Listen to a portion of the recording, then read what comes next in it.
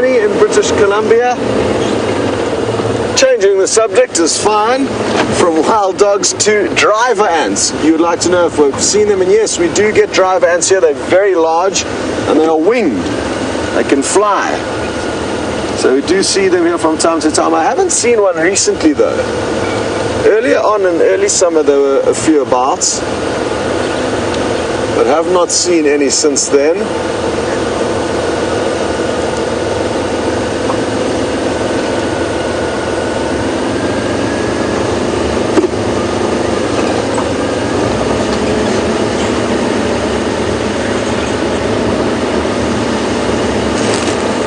So I've got a feeling that the Nkuhuma ladies may well be somewhere off to our right. It's a very, very big block with not many roads going through it.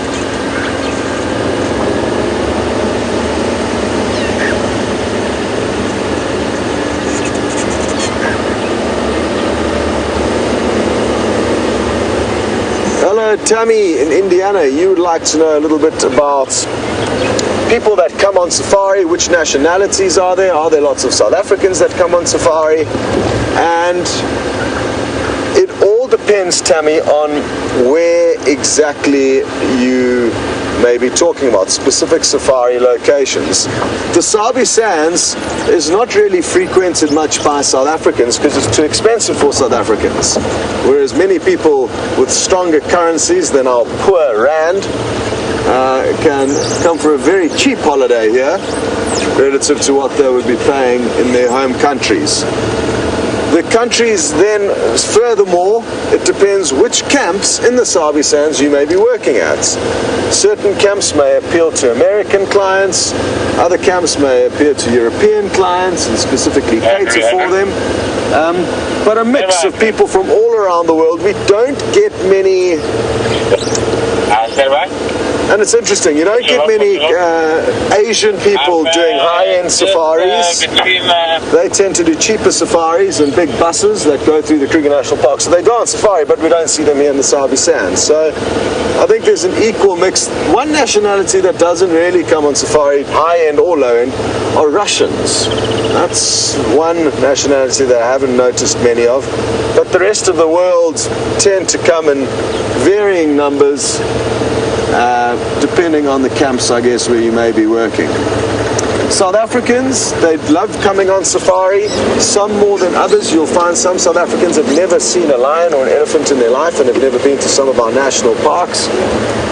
Whether that's because it's not something of interest to them or whether they are disadvantaged and, you know, don't have finances available to do that, I think there's a mixture of the two.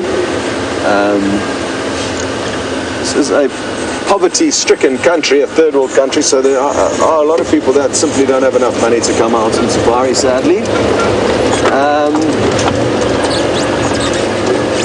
And those South Africans that do, like I say, will not really come to the Sabi Sands. Very few will be able to afford coming here.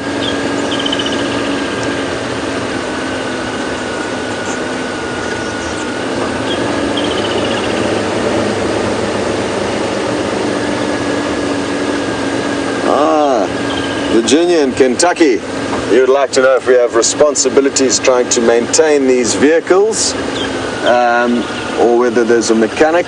Thankfully there is a mechanic, because not one of the guides in our crew is mechanically minded. Maybe some are more than others, but no, we have Opa, a mechanic who helps get our vehicles checked and kept in good shape. We do the basic stuff, check the oil, water, all the engine fluids, you know, make sure the general running of the vehicle is sound, but we thankfully are not relied upon to do anything more than that. And I guess that's the case for a lot of South African lodges. Again, it depends, but at the more professional lodges, as a guide, that is what you're expected to do. You're expected to guide your guests, not be a mechanic and a jack of all trades, be more of a professional for why the people are coming out here for you, for this experience. So most camps I've worked at have, like I say, had professionals looking after the vehicles and guides doing their job, guiding guests, not running around doing a million other things in between. Whereas in other parts of Africa, up in East Africa, when I spent time there you've got to do everything. There you're the camp manager, the guide, the mechanic, the chef. Only kidding, but you are required to do more things. Okay, good news, James is in position. Over to the dogs. Together. People, there's an incredible sighting going on. This is the best possible view we can get, I'm afraid, though. But you can see all the dogs and the hyenas chasing each other. I think the dogs killed a baby zebra. If I heard the radio correctly, that's what's going on. Anyway, we can't go any closer than this, but isn't that astonishing? They kind of have come to an arrangement, it looks like, where they're prepared to tolerate each other, but I think that's simply because there are more hyenas there than there are dogs, and so the hyenas have now stolen the kill. And the best thing that we saw, come herring across the road, was little June, aged just over 6 months now, well, 8 months, born in June. She came rushing out across the road to join the fray there, and is now probably eating on her first scavenged meal, perhaps. Now you see, every time those hyenas turn their backs, the dogs will go in on them.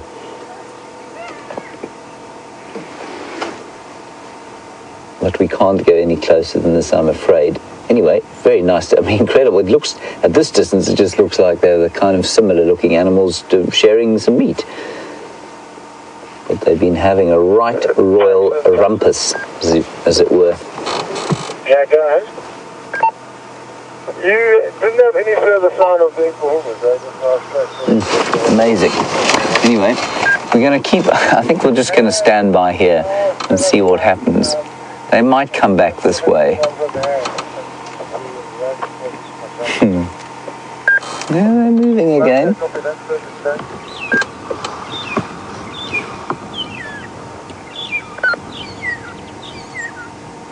Ah, Dino, what a brilliant question. You're from Washington State. I'm not sure we've heard from you before, so very nice if we haven't. Thank you for watching us, and thank you for sending a question. Especially thank you for telling us where you are. Dino, you say that how, if you see dogs for the first time, do you know who the alpha is? Do you know, it's just from their behavior, basically. In a pack like this, it will normally be the male, or the alpha. There is an alpha pair. The alpha male will lead the hunt. So if you ever see them on the hunt or on the move, the alpha male will be the one in front. The alpha female can lead a hunt, but normally it's the alpha male. And that's the best way to tell. He's normally the oldest and largest male, but they're so similarly sized that it's not often the best way of telling. It's only when they're moving can you truly tell. If you know a pack, though, or if you know wild dogs, just hold on a sec. Go ahead. Where are you? The sandy patch.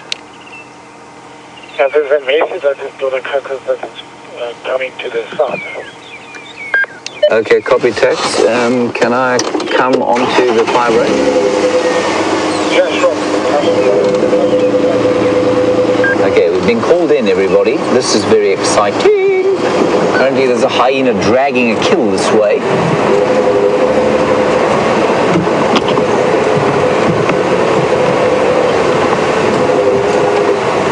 There, the hyena's there. So we're now not in the dog sighting officially, so we can be here officially.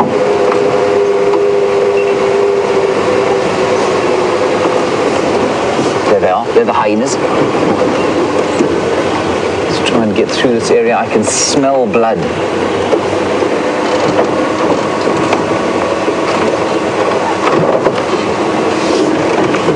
And cat in Tampa, you're absolutely right. You say, look at the size comparison. Absolutely, there's a huge size difference, isn't there? All right.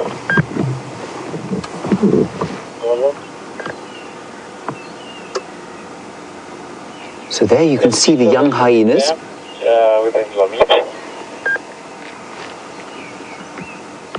You can see the adults are eating.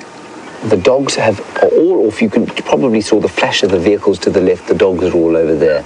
And as cat, you're absolutely right. You can see the difference in size. A wild dog is much more slightly built than a hyena is. There's a jackal. There's a black-backed jackal in there as well. You see that? Did you get it, Brian? I don't know where you're looking. It's straight in front of us. I'm just going to pull forward. It's the first blackback jackal I've seen here. Yeah, just Brian, it's unbelievable.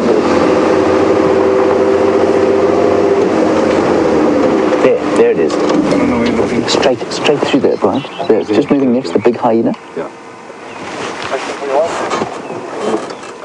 How cool is that? Thank you very much. Did you check the table for the English? That is so cool. I'm just going to roll back.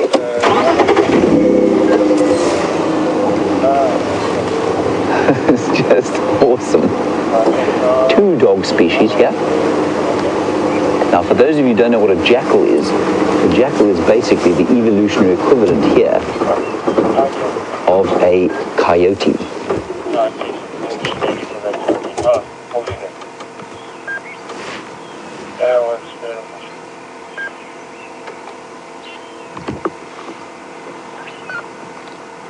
There we have all the hyenas. I know it's not a great view, everyone. I shall try and go back. Let me try and just go back a bit.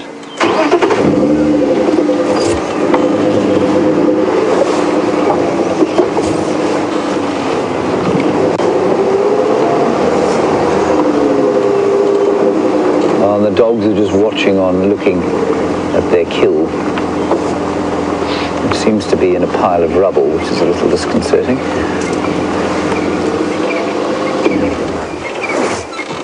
Now we can see them all. What did they kill, Brian? What do you think it was? Now that jackal is taking its life in its hands, coming through here.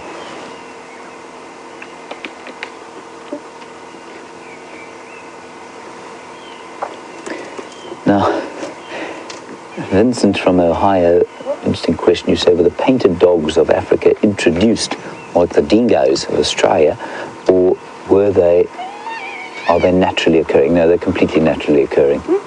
They're not like the dingoes of Australia at all. Hyenas now fighting with each other. There's the jackal. The jackal's coming in again. Also in the tree. It's bizarre. I've never seen a blackback jackal in the Sabi Sands. Well, I've seen 1 or 2, but it's not usual. The northern and the southern side. Look how fat belly, you fat thing. Northern side of the road. That is definitely from our den. Is that? I think that's probably Madam. East of that, to the left side of that camera. Really not her best angle. Stolen from the doggies. They're just lying off to the side, looking a bit miserable. I'll try and find out what they've killed here. I don't think it's a zebra. Do you, Brian? I don't know.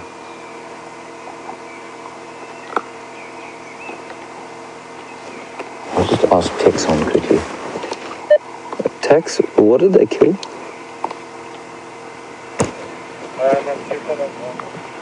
It was a baby kudu. Copy, thanks. It was a young kudu. Now, I don't know if any of you were watching the other night when we watched the Nkuhuma Pride killing a baby zebra. There go the dogs. They're chasing the jackal.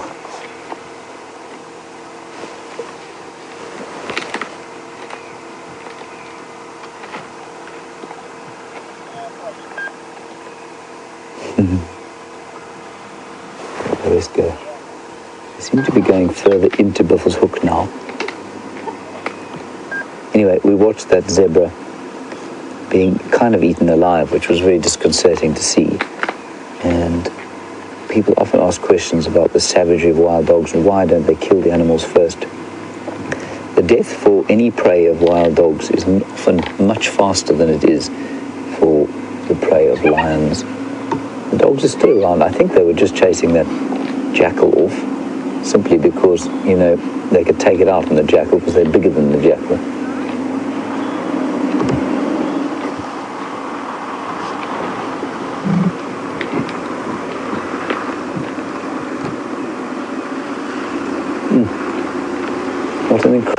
incredible thing to see.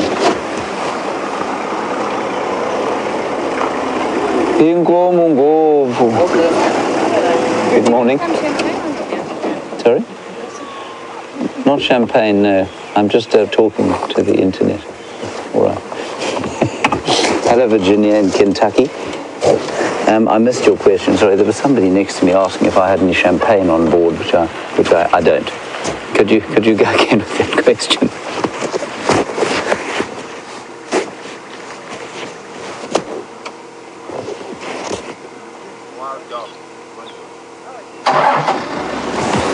Bye-bye.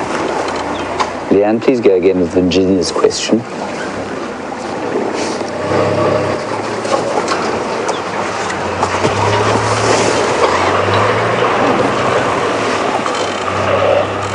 Sorry, then after I was disconcerted by that request from next door, I then unplugged myself.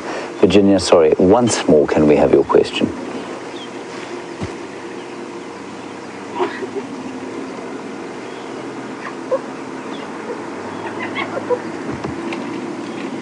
Oh, right, yes, Virginia, you say, so glad that my dry spell is over. I'm absolutely relieved that my dry spell is over. Incredible sighting.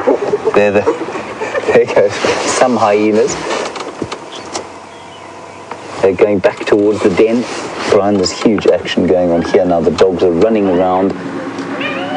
They're gathering their numbers. There's one or two hyenas. They immediately picked up that the numbers were back in their favor. But of course, this is all over now as a kill. And I think what we'll find is that these hyenas will disappear back to the den, and the dogs will go off and the dogs will go off and try and catch something else. There they go. One of the hyenas is charging through there. And Spotted Aussie from Perth, you want to know if this is the same group of hyenas that we're watching all the time? Yes, absolutely it is. There's a hyena coming right through here. It's a scarback female. Here we go. The dogs are chasing the young hyenas.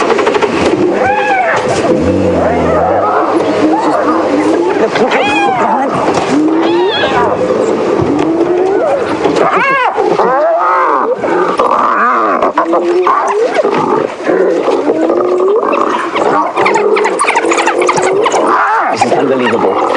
This is incredible. I'm just going to be quiet. Just watch this.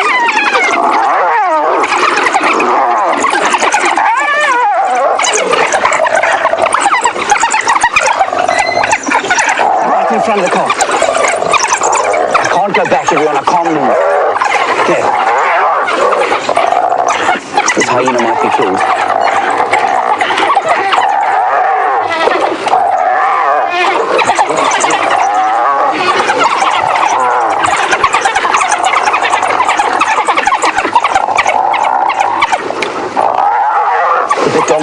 The dogs everywhere here. 1, 2, 3, 4, 5, 6, 7, 8, 9, 10, 11. You see, nobody wants to get it. None of them want to get right in there. These hyenas in big trouble.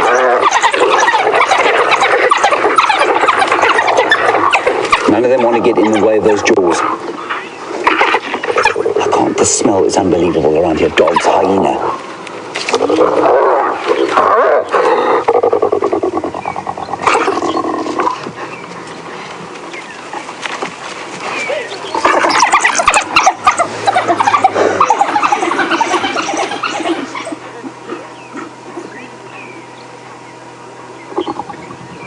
Listen to the hyena.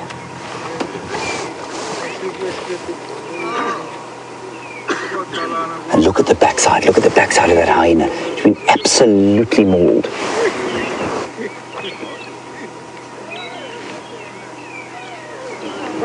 Just watch there. More hyenas running across the road into Buffelshoek, a little distance away from us.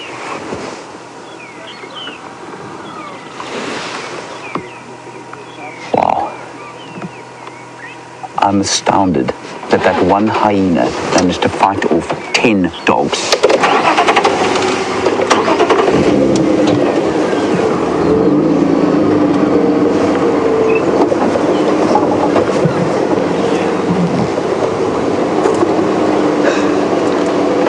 How's that, Brian? Sorry, I need to plug myself back in my excitement. I unplugged myself. Okay, Leanne, I'm back in.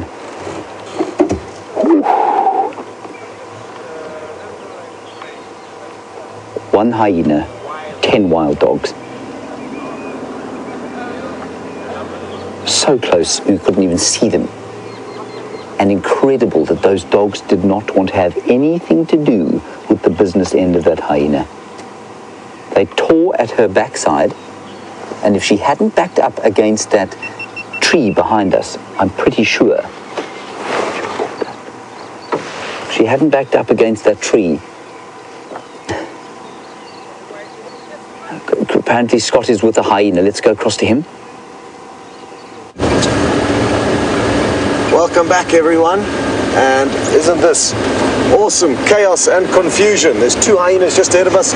Hello and goodbye. Good morning. And there's 2 hyenas just going off to our left here. James is in front of us, so we're currently kind of, directly in front of him. We're going to send you straight back to him now. It looks like he's got some better views than us. Well, we're still with the dogs, so I just wanted to say that hyena backed itself very cleverly into this tree, and what it did was then make sure that the backside, which had been torn already by those dogs to pieces, was then protected, and none of those dogs, not one of them, was prepared to get near the business end of that hyena, because with those jaws, with those incredibly powerful jaws, the most powerful jaws in Africa, that hyena would have done some very serious damage to any dog that got into the way. One bite on the limb of one of these dogs would cut a limb off, and the dogs know that. And despite the fact that they were overwhelmingly odds in their favor, despite that, they backed off, and the hyena, well, we'll see. Remains to be seen whether the injuries will harm it for the long term, but I suspect not. You can see how scarred those hyenas always are, and that's because they get into scraps like this and they survive. Here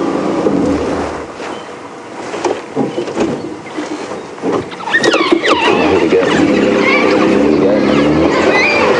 I think they're going to kill again. I think they've killed again. Charging towards the dam.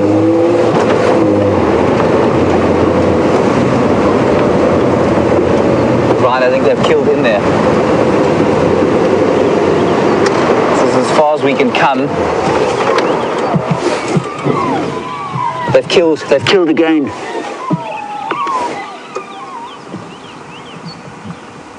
They've killed inside there. We can have a look at Ellie.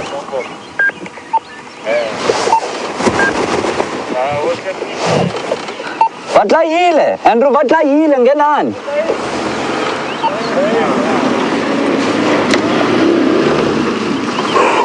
Okay, we can go back to the hyena with Scott quickly. And there's an elephant there, of course, as well.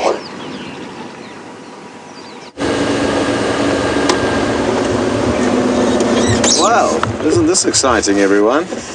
Absolute pandemonium is breaking out here.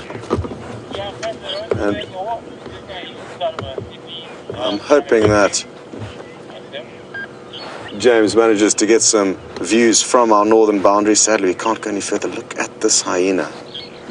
They're looking for tiny little scraps. I think it could be. Obviously, I haven't been here, so I don't know exactly where the carcass was torn apart. But it looks like this hyena is looking for some scraps.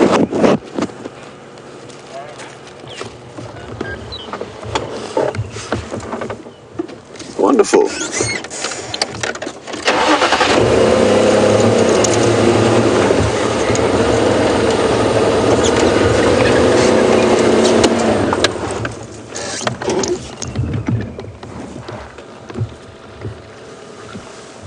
What are you looking for?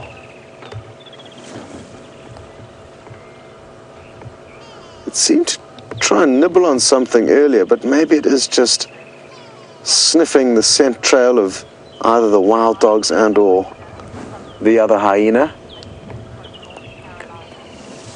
What is that dripping? Why is it urinating like a broken tap? I've never seen a hyena in this state before. Maybe it's a must. VM has suggested that it is in a sexually heightened stage called must, which is only typical of elephants. What are you doing? So it's purposefully kind of urinating, possibly marking scent. Maybe it's two different clans of hyena that have converged on this area. Mission, you would like to know, where is the hyena den from here? It's not far away at all. It's about half a mile away to the south of us.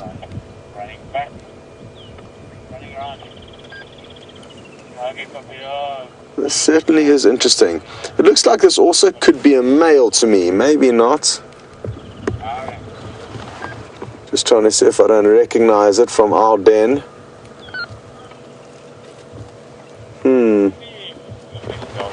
Which I don't. She's covered in scars.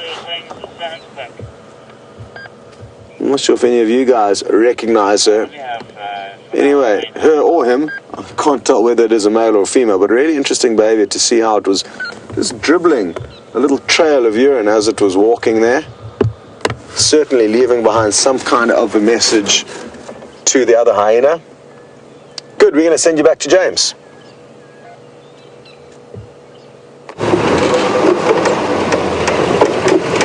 I'm just waving at Scott there, and we've got an elephant bull, a magnificent elephant bull here, and he's sitting at the dam, perhaps thinking about having a drink, and he's standing with his ears out like that because he can hear what's going on in the bush to the east of the dam. That's to the right of your picture, and there the pack of dogs has seemingly killed something else, but they've gone quiet now. I think it must have been something very small, possibly a scrub hare. That is a wild guess. But they went quiet quite quickly, so whatever it was devoured. Isn't that bull great? Andrew, can I come back and join you? He is absolutely magnificent. That's a big old bull, that one. Back, southeast. So they're coming back south, the dogs. So we'll just keep watching. All right, copy. And Scott is probably in the correct position to get them if they do pop out of Buffelshoek. Andrew, just please let us know if they head here, back towards the cut line. And there goes the bull. And he will be going to investigate. He won't like having predators around.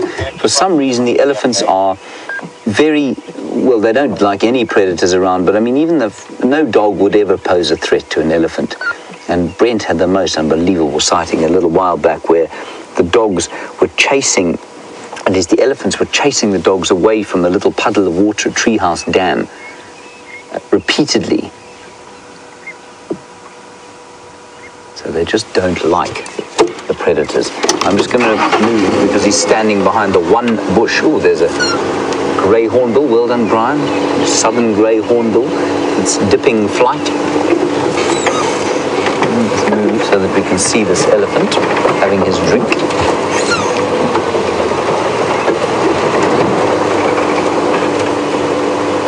There we go. And also just be over there, I can actually, you won't be able to see them. I just saw a dog running through the clearing, through the back there, and I mean, if it hadn't been in the middle of a drought, I definitely wouldn't have seen him. It might be worth just standing by right here to see what happens. You can see the elephant is not quite comfortable yet.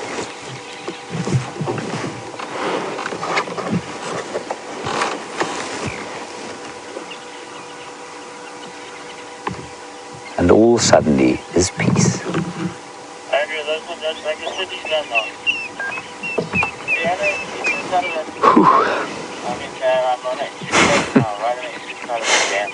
This is amazing. There's the dog, Brian. There, it's coming up towards the dam wall. Coming to the dam. Here comes the dog. Aru, you want to know why it is that the other hyenas didn't come and help that one? I think that's a very good question. I don't know. I can only think that they'd gone away, but they would have heard that definite fight that they were having, and normally hyenas will rush in to help each other when they hear a noise like that. Maybe they were engaged in a fight of their own over some food. I definitely saw one or two of them, the youngsters, running north into Buffalo's Hook, so maybe they were chasing something else. I don't know. But that was, to me, the most incredible demonstration. I mean, we had that zebra kill the other day, raw wilderness, and that fight, that savagery, that true fight for survival was absolutely unbelievable to watch.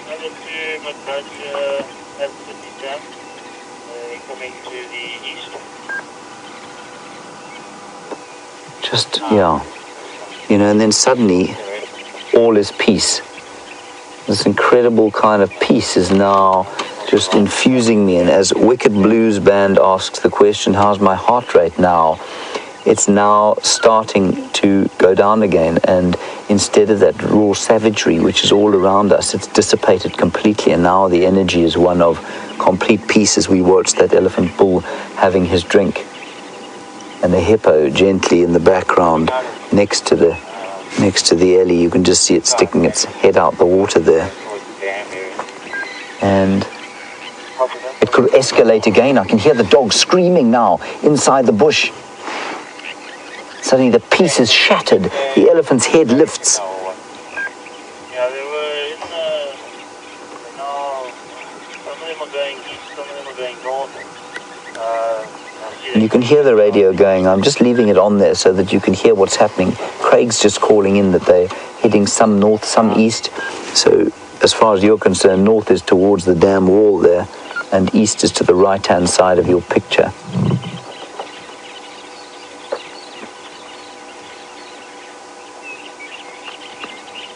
And the ultimately peaceful bird, the chin spot batters,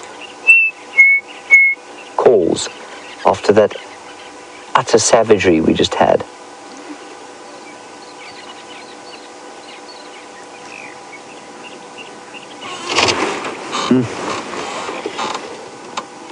Right, Scotty is still with the hyenas, so let's head across and get an update from him. Well, we've got two sub-adult hyena slinking about here. We're probably 100 meters or so behind James.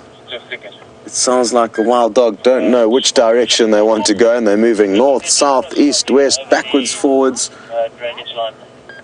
And it'll be interesting to see what happens if the wild dog get a hold of these two hyena, because they are much smaller and a lot less experienced than the other hyena I've seen running around here. But the two, just like that other one, are sniffing about very intently. And I think they've come into this area to investigate. I'm not sure if you guys have seen them running around here as the chaos was unfolding earlier. Ooh, they've stopped and they're listening. They were, at least for a second, listening back in the direction of where those wild dogs are moving. They've now decided to start running off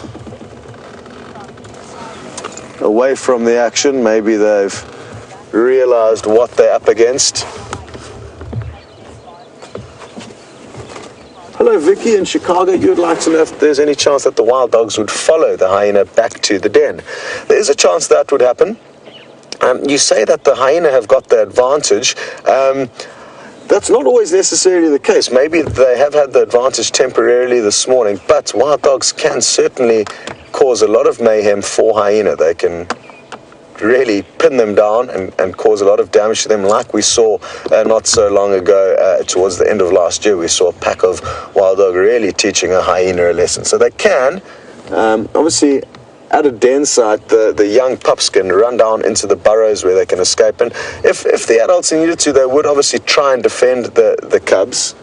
Interestingly, Jamie was at the hyena den and she was answering a question as to what would happen if wild dogs came up onto the scene. And you wouldn't believe it, but 30 seconds later, wild dogs arrived. And all that happened was that the wild dogs ran through, and it was the same pack, actually. It was the Sands pack that ran through didn't really get too involved, didn't really bat an eyelid at the hyena. The adult hyena just lay there where they were, watching the wild dogs run around. The wild dogs definitely would have known that it was a hyena den, but didn't pay too much attention to it. Well, it looks like we've got the older hyena, the scarred hyena that we've seen dribbling from its genitals, either a penis or a greatly enlarged clitoris, depending on whether it's a male or a female. And it's going to come straight past us. We're going to get some great views.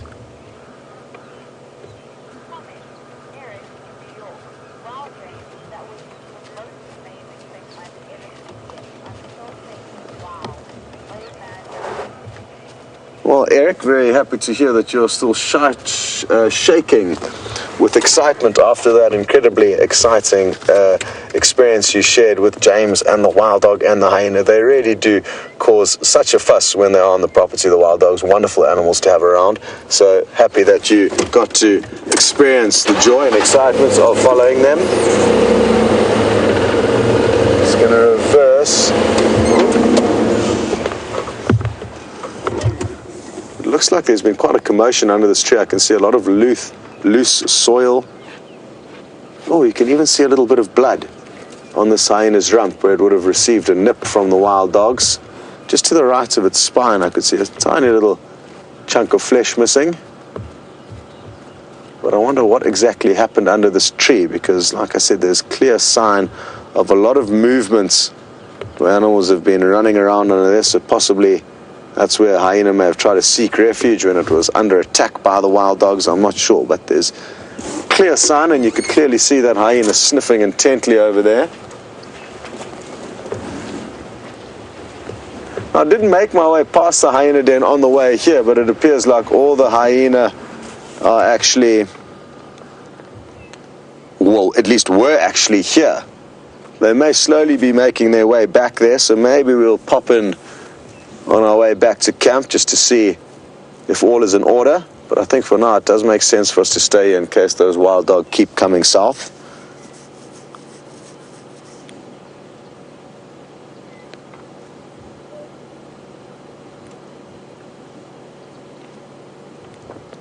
Wouldn't it be just absolutely wonderful to know what it's thinking? Why is it still lurking around here? What is it trying to achieve? What's going on in that little head of yours, hyena?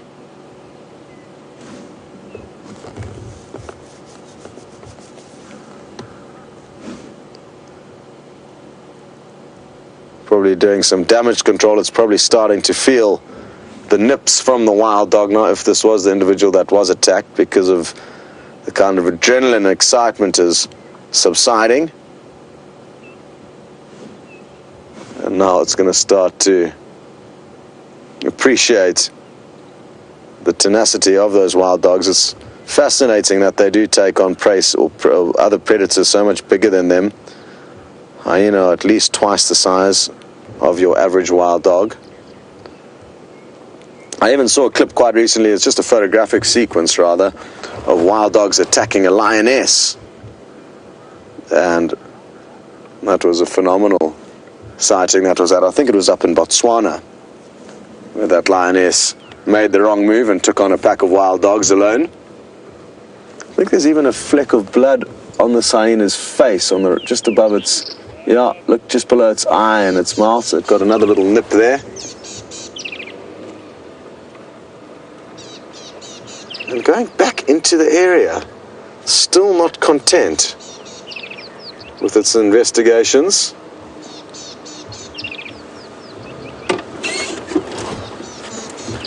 Beautiful dark clouds in the sky today. Really been loving the scenery out here. Hopefully some of these dark clouds will actually bring us some rain.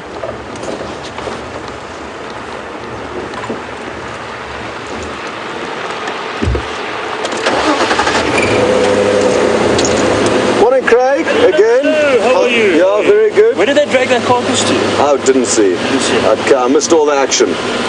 But it sounds like you guys got some good stuff. Yeah. Very nice. They did? Yeah. Okay, thank you. So Craig says the wild dogs headed east away from the waterhole, so there is still a chance they're going to continue south from there. So I might turn around and follow Craig and leave James to keep this area covered. James is just up ahead of us.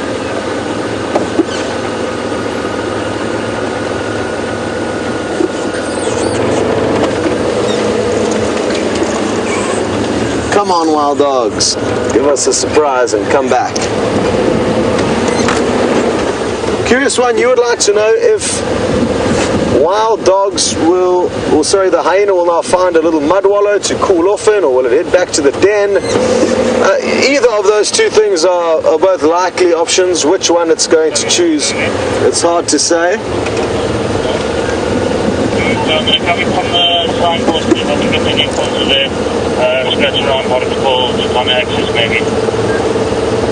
I'm not even sure if that hyena is in fact a member of our clan that does frequent the den. I don't recognize it. It's got lots of scars on it, so, but again, I'm the worst person to recognize these animals. You guys are often in a far better situation, both in terms of your understanding of how each animal looks different to the next, and also the fact that you'll be seeing it on big screens, often clearer than our dusty little monitor that I'm looking at it through.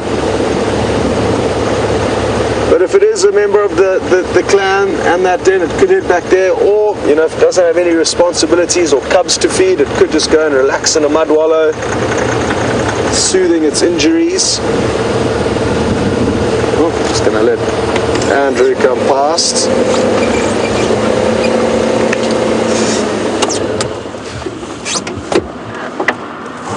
And we'll take it slowly. They can leap ahead of us. Morning, Andrew. Morning, everyone.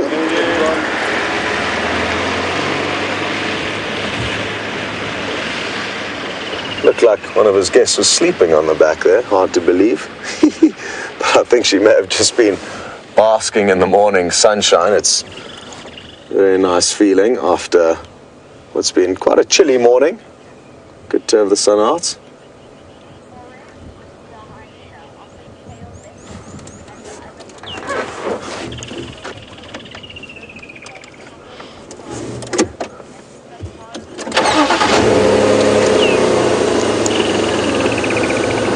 Hi Vernie, you've mentioned that in Moremi,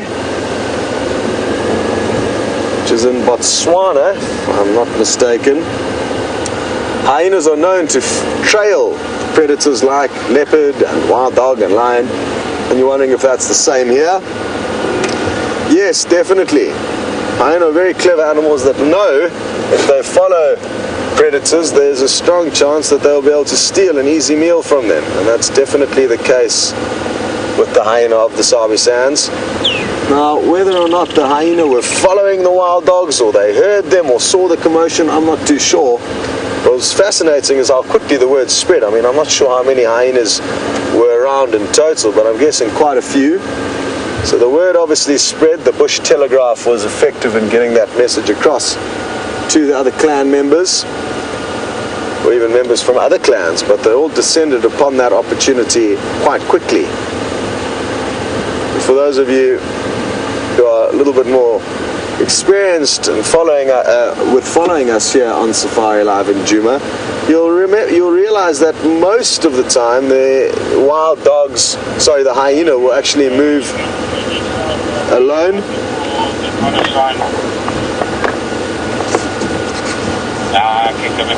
Yeah, enjoy. I'm going to travel east along the cut line, checking close with probably. Ultimately, they're coming to Djuma So I just want to chat to Craig. He has relocated the pack. I just want to see if there's a chance they're going to come to us. Craig, any chance they're going to continue to the cut line from there? They are stepping at the moment. They're all in the water. As soon as they do, reaching up. Okay, copy, thanks. Confirm I should just stick around the signboards.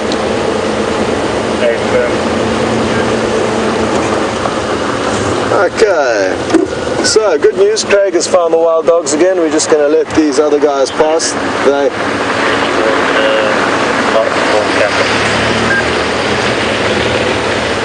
are not on the wild dog hunt, they're just trying to get to work, I think, wherever they may work, at one of the camps in Buffelshoek, I'm guessing. So the wild dogs at the moment are just off to our left. It sounds though like they've just been cooling off in a little mud wallow. The whole pack is apparently in the water. That would have been fun to see.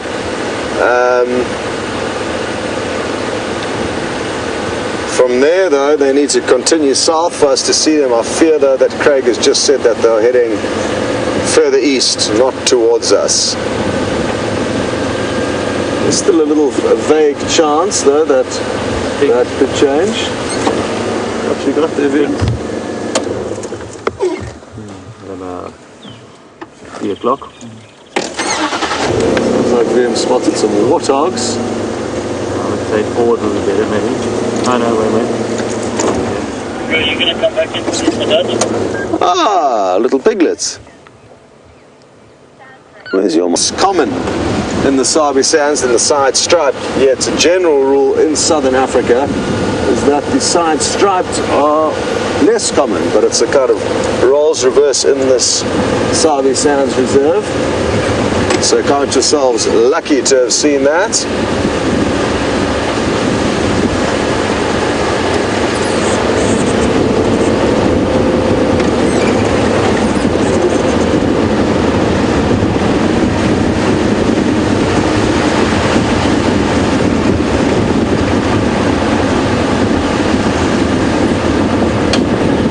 Marla in Germany, are you wondering about the likelihood of, wild dogs, hyena and jackal all sharing kills in the Sabi Sands? Is it something that happens often? You've noted that in Botswana there have been a wild dog that's teamed up with a jackal. I haven't heard that. I've heard of wild dog spending time a lot with hyena, but I can't remember. Have I also heard and seen pictures of the jackal? Maybe I have. But that was a very rare scenario where one wild dog was basically marooned on an island, was the last remaining member of its pack, and it adapted and did make friends with hyena and possibly jackal as well. So fascinating stuff. Because they are such highly social animals, I guess this very bizarre scenario that left this wild dog alone and no choice then other than to make friends with hyena or jackal, it did that. But it's not normal, and I guess it's a sad scenario that specific wild dog was in. Regarding sharing kills, I mean, it does happen from time to time. We've seen leopard and hyena basically co-feeding, taking turns feeding on a carcass here. It will happen from time to time, but I wouldn't say that it's common that you see those three species together sharing a kill. Very, very fortunate that you did get to see that. It's a rarity, and there's no way of describing why one day the wild dogs will be able to overpower a hyena and attack them and keep them at bay, and the other days they'll have to just succumb to them and share their food. It's not that they enjoy sharing with other species, that is for certain. They probably just weighed up the odds and thought that it's not worth the injury or risk, so why don't they just both snack and be friends temporarily before going their separate ways.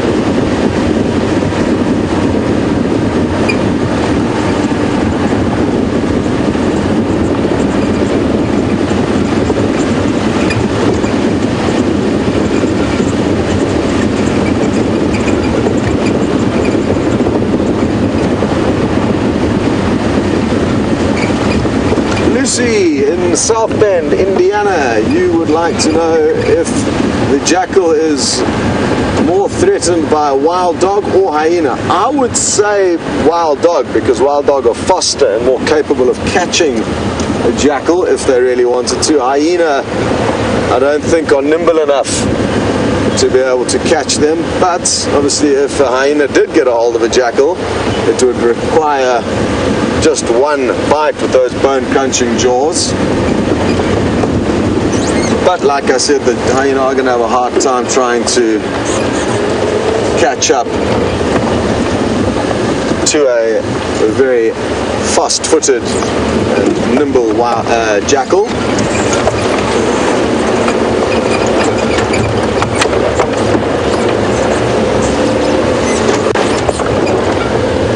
We're going to make our way to the hyena den now to see what's going on there. I'm guessing we're going to find one or two members relaxing after the chaos, possibly nursing their cubs. I know one hyena apparently dragged a large portion of the kill away, and I've never actually seen a hyena return to a den with a large chunk of meat. So, not sure where it would have taken it, maybe somewhere nearby to a little pantry.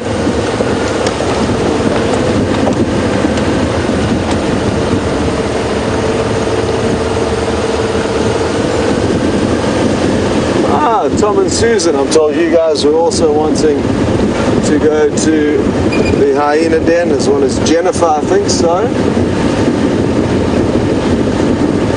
Good news, we will be there shortly.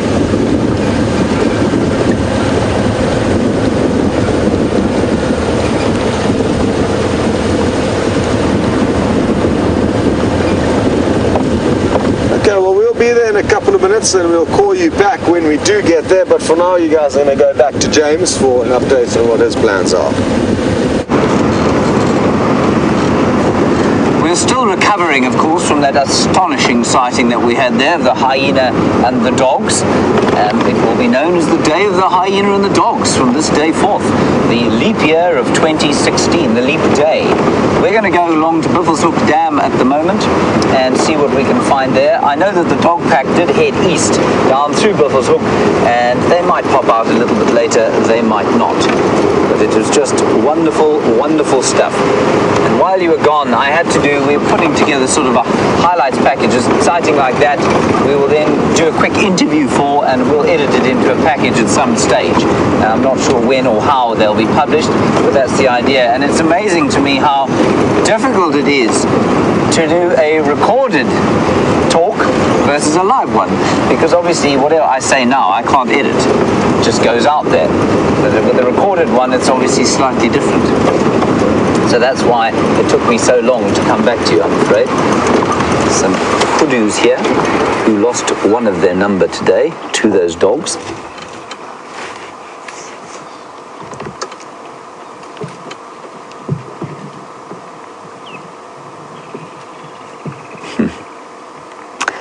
And Penny Pine, thank you for your very kind compliment as we reabsorb the peace of the wilderness. You say that you feel we're very professional because after a sighting like that, you would have had to go home. Yeah, it was emotionally draining and exhilarating at the same time. And I was just chatting to Brian as you went off to Scott to watch the hyenas there. We get a lot of questions about danger out here, and I'm often not sure, and I'm still not sure how to succinctly put it. I think that people are fascinated by, I don't think it's so much the danger as it is the savagery of the wilderness. And I come back to this quote again and again, where an old Native American Indian said, he said, the wilderness will just as soon kill you as it will save you. And it's this juxtaposition for me of that wild savagery that we watched there, with that hyena, its ears flat back on its head, its teeth bared, snapping at those dogs, and the dogs coming from all angles, biting at its backside, trying to have a go at it.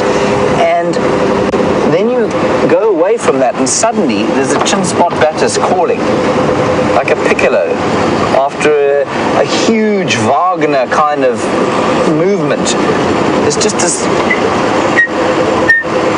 and an elephant bull tossing a bit of water on his face or over his head. And suddenly from this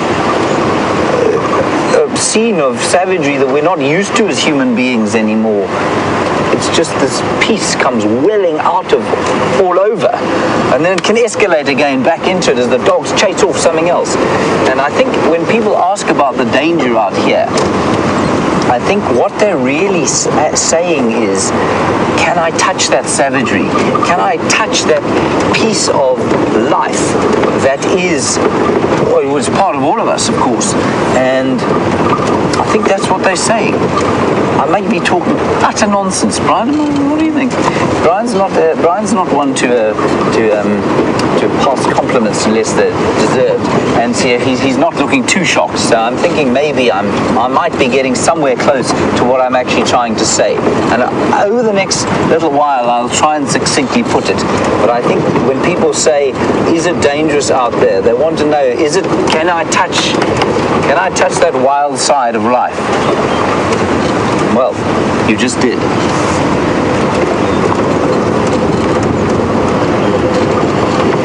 So we'll go off to Buffelshoek Dam and have a little bit of a relax.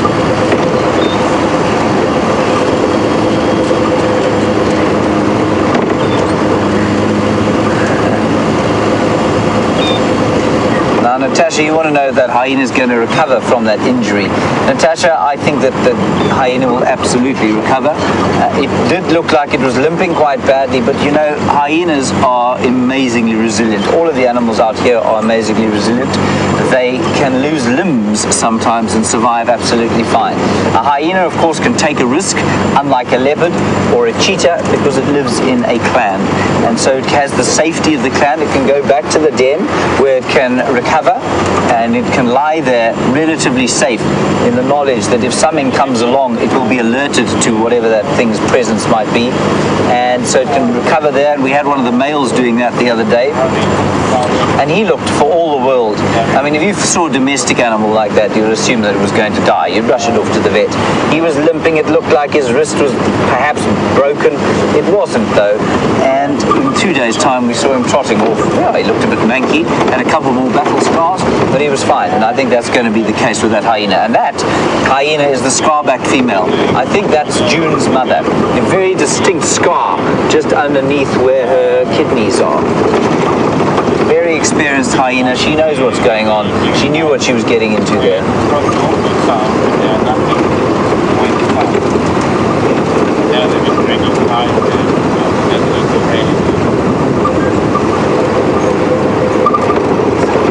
Margaret Betcher, you want to know what started the fight? Margaret, it was simply the fact that there was food. And then what happened was, initially, I mean, I wasn't there for the whole sighting, but what happened initially was that the dogs killed a kudu. There were 2 or 3 hyena around. They came in, and then there was a standoff. But the hyenas then started making a noise. And all the other hyenas from the clan in the area heard about it, and they went running in. And then they outnumbered the dogs. And so the dogs held back and they waited.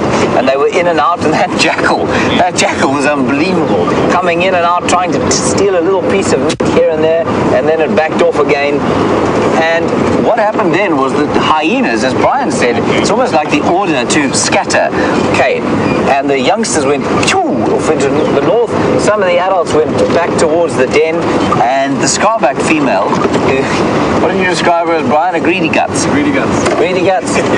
Picked up the head of the kudu and thought she'd just wander back to the den with it. And she suddenly found herself isolated. And because the numbers then were suddenly in the dog's favor, they went in. They would have died if she hadn't backed up against the bush there. Actually, she was getting totally exhausted. You could see at the end that she was just dragging her backside around.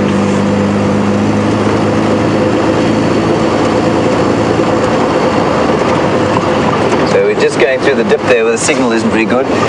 And I think, like I said, I think they would have killed her had she not backed into that bush. She was getting very tired, you could see, and she was starting to lose kind of the speed of moving. What was that? Sorry, Leanne, all I heard was blah, blah, blah, blah.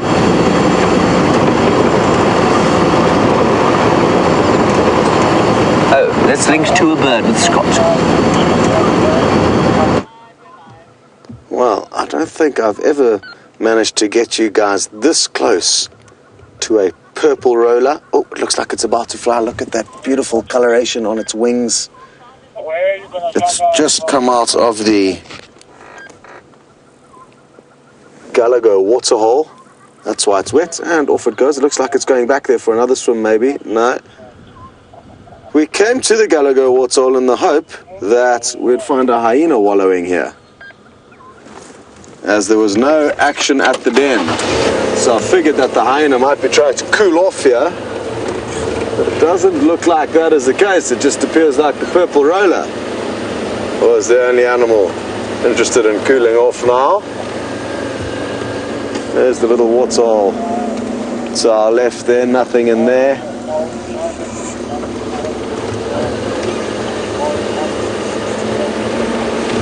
So who knows what the hyena up to? Maybe they're just chewing on whatever remains they managed to steal and run away with, or just catching their breath in a cool shady area, or one of the many other mud wallows that are around at the moment after that recent rain we've had. There were no sign of them at the den, sadly. So apologies for those of you who are eagerly awaiting that. I was really expecting us to find some there. But that is the joy of being on safari. As we so often say, you simply do not know what is going to happen and or when it may happen. A little bushbuck. This is an antelope you don't see too often. This is a young male. It is the smallest of the spiral-horned antelope that we get here. The bigger cousins are the Inyala. And there's, what is it? That's the young male again, but he does have his mother here as well.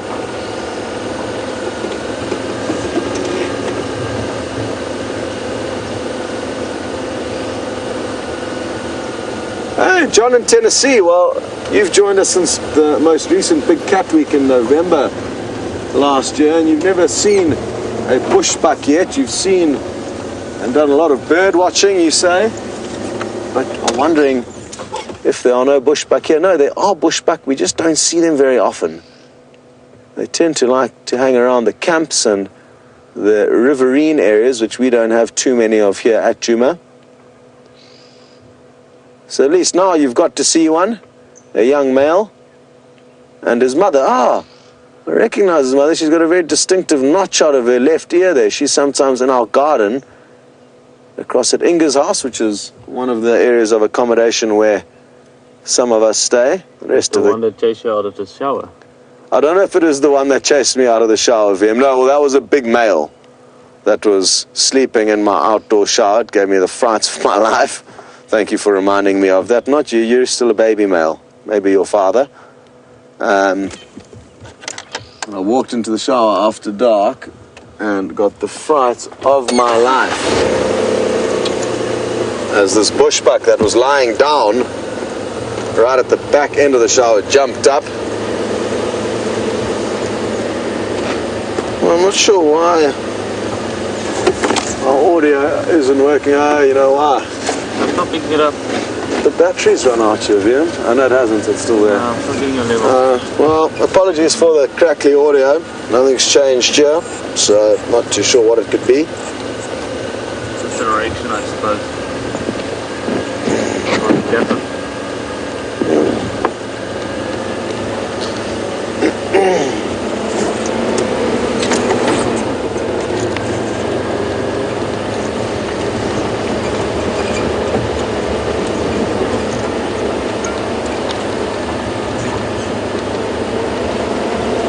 I wonder where the Nkooma lioness have gone there. Well, hopefully somewhere on our property. But that will be a surprise for the sunset safari. Well, James Richards, you've been doing some research on the black-crowned night terns that we'll hopefully be able to show you this afternoon or tomorrow morning at least. I'll specifically go out in search of them at the Buffelshoek waterhole, where I'm hoping they're going to camp out now that there is some water in there. And you say that the research that you have done is, or has provided you, or now us, with the information that the black-crowned night terns that we get here are exactly the same as the ones that you get in America. Isn't that fascinating? You wonder how and when they managed to get across there. There are no birds that I know of that migrate across the Atlantic. So maybe it was many, many thousands of years ago when all of the continents split that the black-crowned night heron headed across there and hasn't evolved since. Fascinating.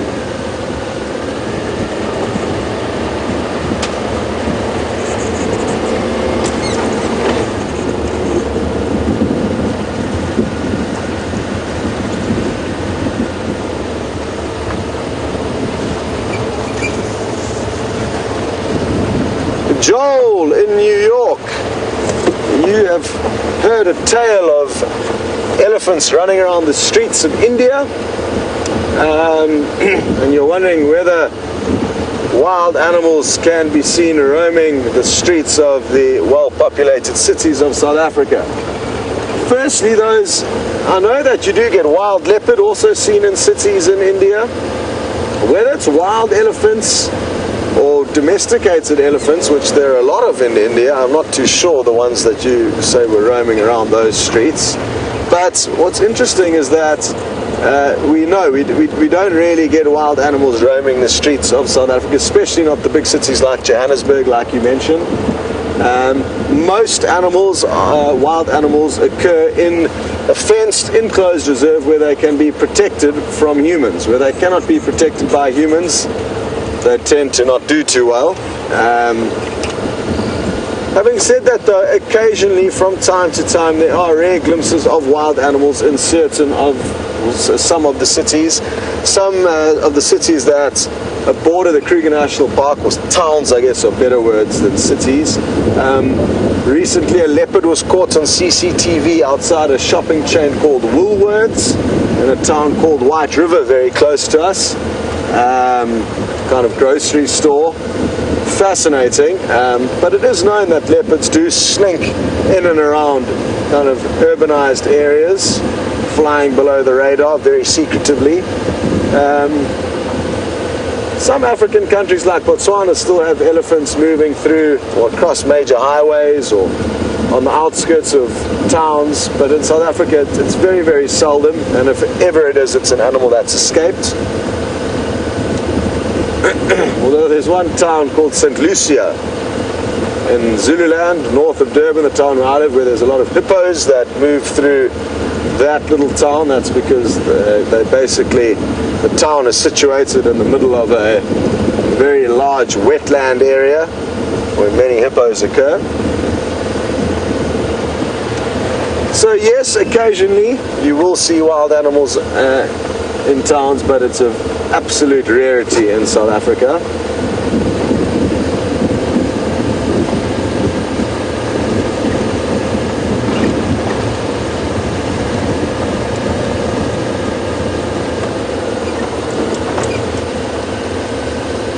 Hello Boyd in North Carolina, you would like to know what is the fastest animal after the cheetah, or at least predator in this area? Well, it's probably over a short distance, I would say leopard have the explosive speed that will put them second behind cheetah. But wild dog have got a different kind of speed, and that's a speed that they can sustain for very long periods of time, but probably not quite as explosive as a leopard, but probably close. The cheetah and the leopard and the wild dog. I think lions, due to their bulk, would be slightly slower.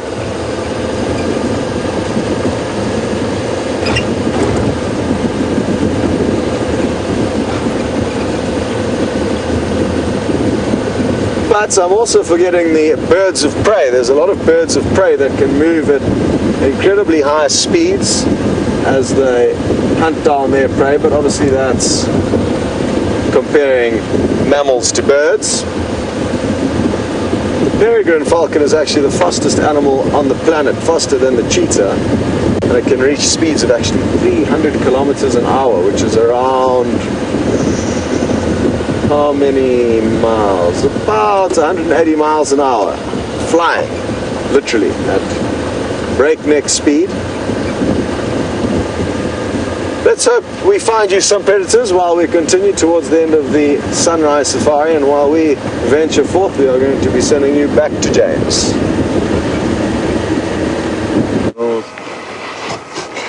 We're here at Biffle's Hook Waterhole, everyone, where there were some swallows swooping down onto the surface of the water, probably having a drink, maybe gathering the odd insect. They're not renowned for doing that off the surface of the water, but here comes one now. Let's see if it drops down. No, it's just flying around. Now, I think what they're doing, they're flying around the top of the dam here because there are insects flying around too.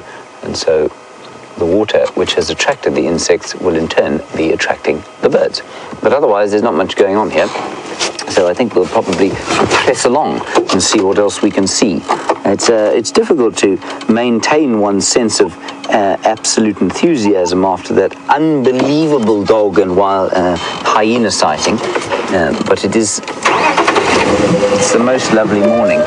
We have some sunshine, we have some clouds dissipating the sunlight.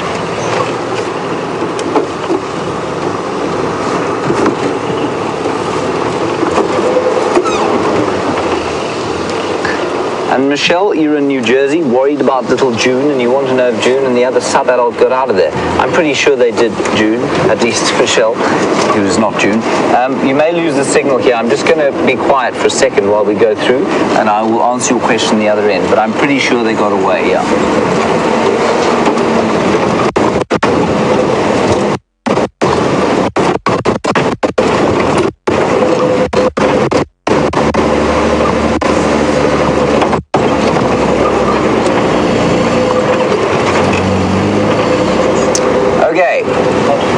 You're still with us? I think you probably are. The reason I'm pretty confident that June and the other sub-adult got away is that all of the dogs were seen at the dam just shortly after that, and I think they killed again. They killed that little scrub hare probably, and yeah, so I'm pretty sure that they got away. They were the first to run. I'm not sure what, as Brian said, it was almost like the command to scatter was given, and then they all disappeared, and I'm not really sure why that happened. But they were the first to run. They didn't run towards the den, interestingly. They ran deep into Biffle's Hook. But they will make their way back towards the den, I'm sure, as the day goes on. They were fine. We'll definitely go back there during the course of the evening and see if we can find the injured one.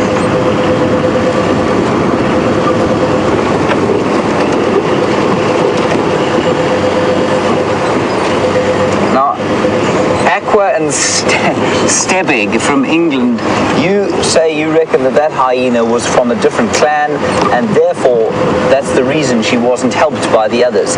Aqua and Stebig, I would say that was a relatively valid comment, but for the fact that A, she was a female, which means it's unlikely that she would have gone anywhere near a sort of clan fight outside of her clan area without other clan members. B, we recognize her, we know her, she's got that scarred back. She's June's mother as far as I'm aware. And C, when she did run away, eventually she went straight towards the den. So I'm pretty sure that she's from that clan. I don't know why they left her alone. I think that she suddenly found herself isolated, like Brian said. She was the last to leave the kill. She was the last one there trying to get food. And I think she just found herself isolated. And it will be very interesting to see this evening what she looks like and how she is, how she's feeling.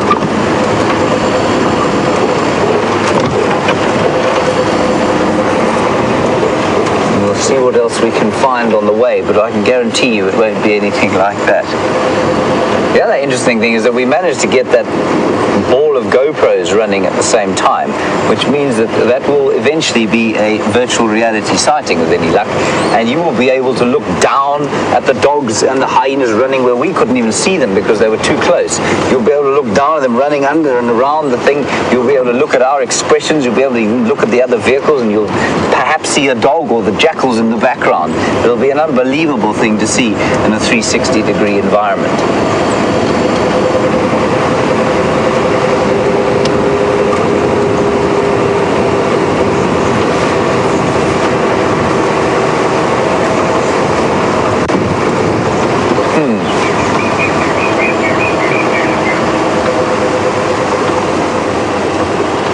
Penny, you're in Indiana and you want to know about the emotional toll that this job takes, and watching a sighting like that, and does it take its toll emotionally?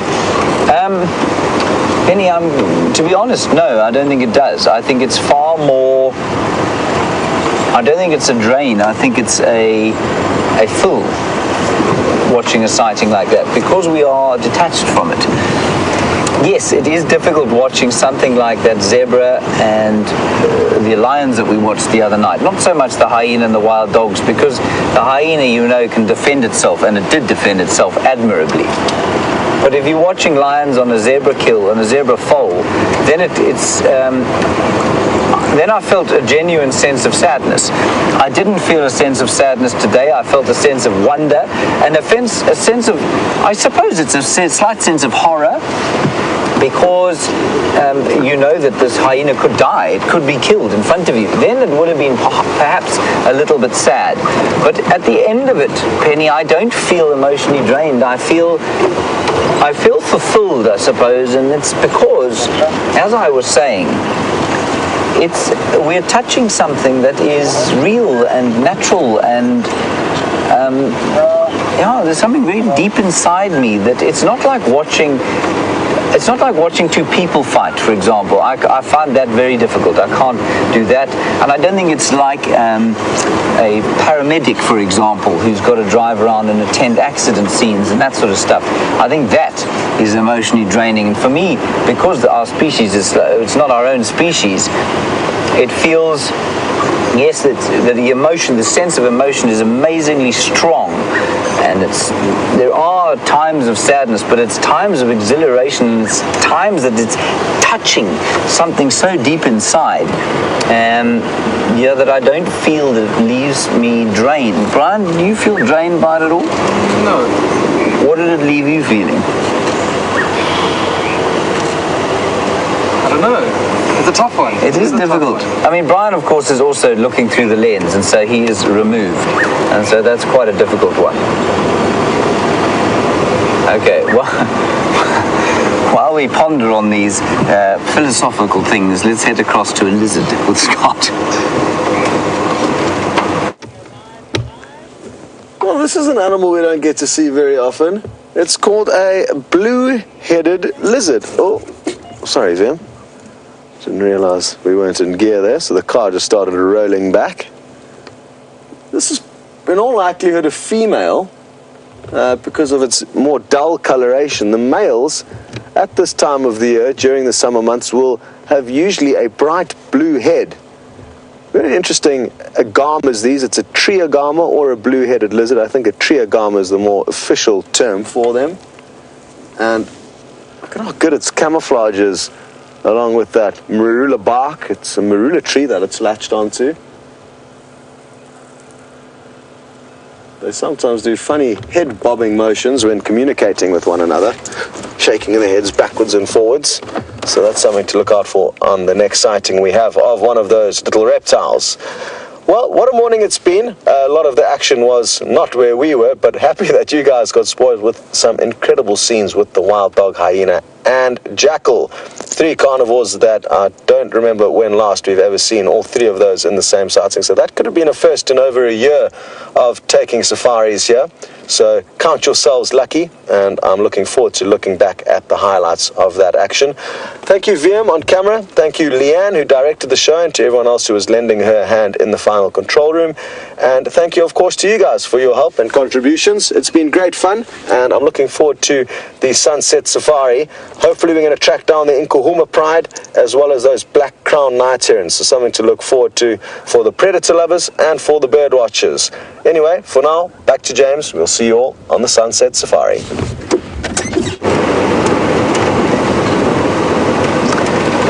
Right, we're back with us for the last few minutes, everyone, and I think I'm slightly overwhelmed by the things. I'm perhaps not expressing myself quite clearly enough.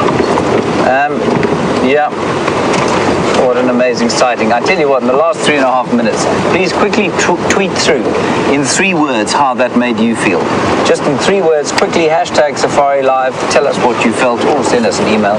Just a quick one from the last 3.5 minutes, and tell us how that raw savagery of the wilderness made you feel. I'd be fascinated to know, because I find I've got lots of there's a tiny little baby Nyala. And this is where, of course, these emotions change all the time. And there is the newness of the cute little life.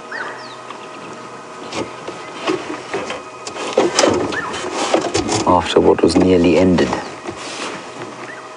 And Penny Pine, you say it made you feel scared. Well, I think that's perfectly valid, entirely valid response to have. Around us, the orioles are calling. Spider hunting wasp, you can hear. Zzz, as it flies around, looking for spiders to lay its eggs in.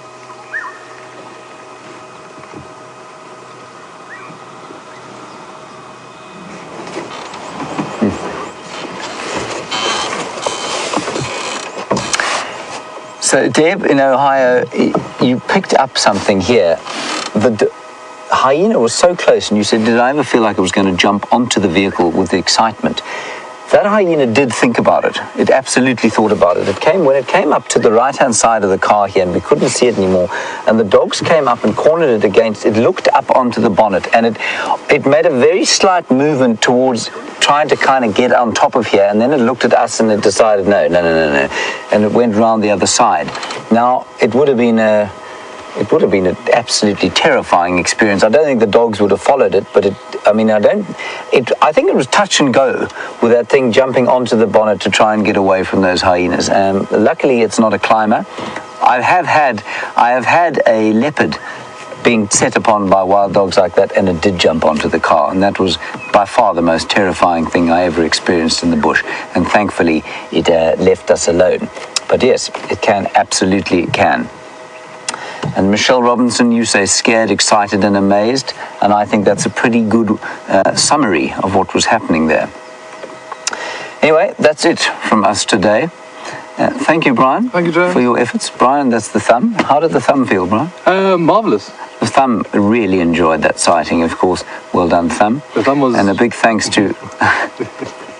A big thanks to Leanne and Nikki and Kirsty in the final control, and of course to Scott on the other vehicle, and he was being filmed by the inimitable Ian Dornbrook. To all of you, thank you for joining us. Thank you for your questions and comments throughout the morning, and we will see you this afternoon. We'll go and see how that hyena is doing, and until then, stay safe and happy wherever you are. We'll see you then. Bye-bye.